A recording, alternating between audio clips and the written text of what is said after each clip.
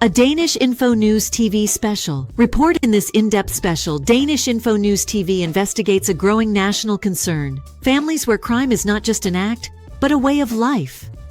From Copenhagen's City Hall to the corridors of the Justice Ministry, authorities are now facing the uncomfortable reality of inherited criminal behavior and the millions in public costs that follow. Criminal families cost Copenhagen 25 million kroner. Annually, according to a newly released analysis from Copenhagen's Economic Administration, the city's 10 most criminal families cost the municipality an estimated 25 million kroner per year. These expenses come from welfare benefits, child placements, legal actions, and repeated social interventions. Despite the clear financial burden, Integration and Employment Mayor Jens Christian Lutken, Finstre, says his hands are tied. We're not allowed to know which families are behind this burden, and that makes it nearly impossible to break the cycle, especially when it comes to preventing children and youth from becoming the next generation of criminals.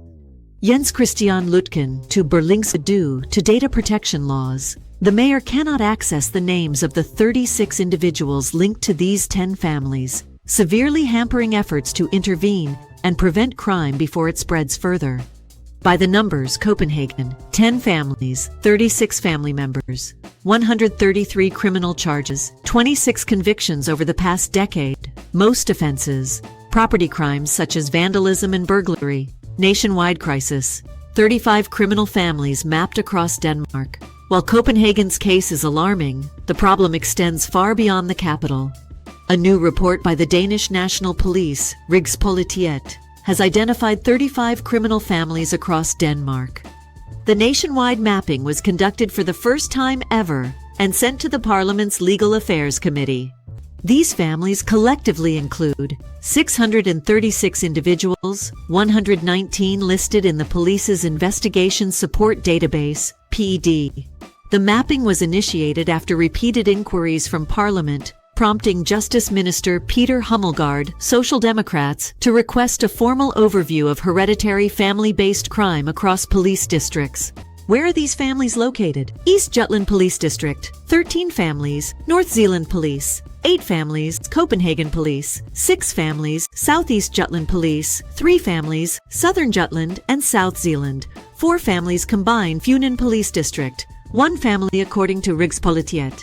Breaking the cycle of crime in these families is a major challenge, one that demands a new legal and social approach.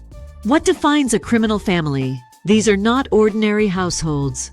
A criminal family is defined as one where a significant portion of members, across at least 2 generations, engage in either organized or habitual criminal behavior. This doesn't always mean mafia-style operations. In many cases, it's a form of social inheritance. Crime becomes embedded in daily life, passed down like a family trade. Common contributing factors include a family culture where crime is normalized, poor or inconsistent parenting, domestic violence, economic hardship and social exclusion, toxic peer relationships both inside and outside the home. Consequences include higher risk for children to commit crimes themselves, stigma and isolation of entire families, long-term damage to societal trust and public safety. Political momentum. Should criminal families be treated like gangs? Justice Minister Peter Hummelgaard is now pushing to treat criminal families similarly to organized gangs. He proposes extending the use of Section 81A of the Penal Code, the so-called gang clause, which allows for harsher sentencing when crimes are committed as part of an organized group. I will ask the police to begin monitoring these families just as we track gangs. This is a crucial step toward treating criminal families as we do gangs, so we can use the same tools to dismantle their influence. Peter Hummelgaard, Justice Minister, why it matters. These families represent more than a legal issue. They're a massive social and financial strain.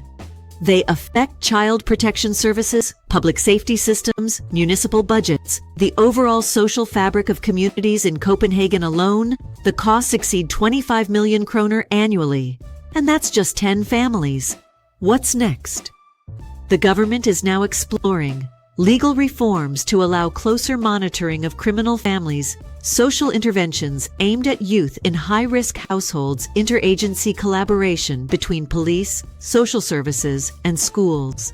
The hope is to break the cycle before the next generation becomes entrenched in the same patterns.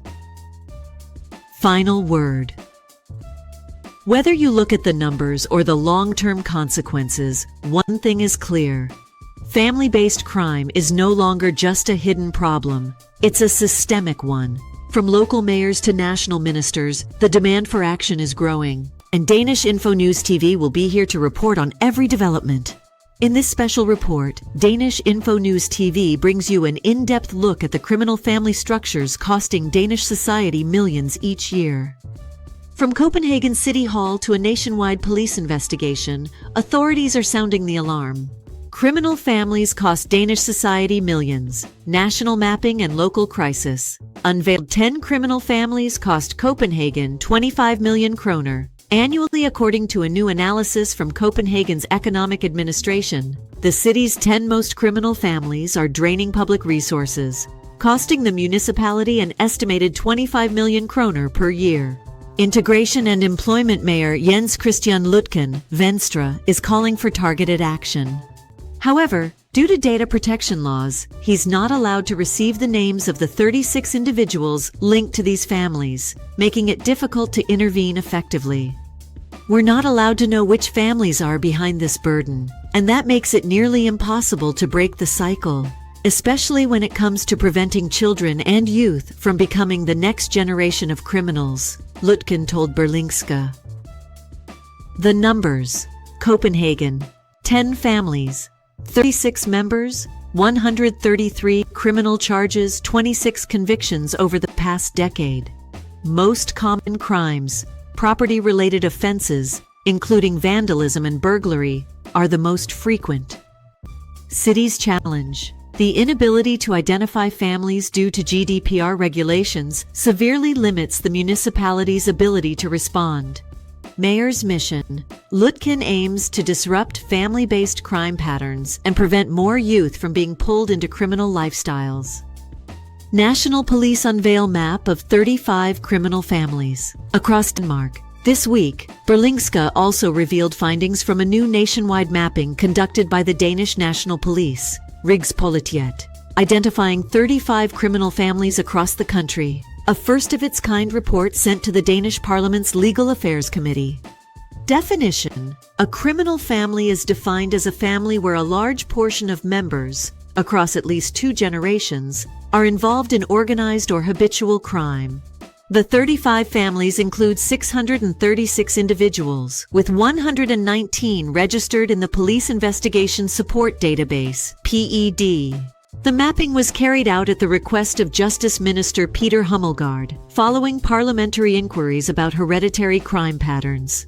Top regions for criminal families: East Jutland Police, 13 families, North Zealand Police, 8 families, Copenhagen Police, 6 families, Southeast Jutland Police, 3 families, Southern Jutland and South Zealand, 4 families combined, Funen Police, 1 family. While public and political attention on criminal families has increased, the National Police emphasize that breaking these inherited criminal patterns remains a major challenge. Political action. Should criminal families be treated like gangs? Justice Minister Peter Hummelgaard is now pushing for criminal families to be monitored like street gangs. He has expressed interest in extending Section 81A of the Penal Code, the so-called gang clause, to criminal family networks. This would allow for enhanced sentencing, similar to measures used against organized gang crime. I will ask the police to begin monitoring these families just as we track gangs. This is a crucial step toward treating criminal families as we do gangs, so we can use the same tools to dismantle their influence, Hummelgaard said in a press release. Why it matters. From child placements and welfare payments to public safety costs, the economic and social impact of these families is severe and growing. What's next? The government is now working on legal reforms and intervention strategies to break the cycle of crime that runs through generations in these families, both locally and nationally. As the numbers rise and the impact deepens, the call for coordinated national action grows louder. Whether it's City Hall in Copenhagen or the Justice Ministry in Parliament, one message is clear. Family-based crime is no longer just a hidden issue. It's a systemic one. Don't forget to subscribe to Danish-InfoNews TV for more in-depth stories that matter. Your voice matters. Together, we can bring more awareness to this important issue.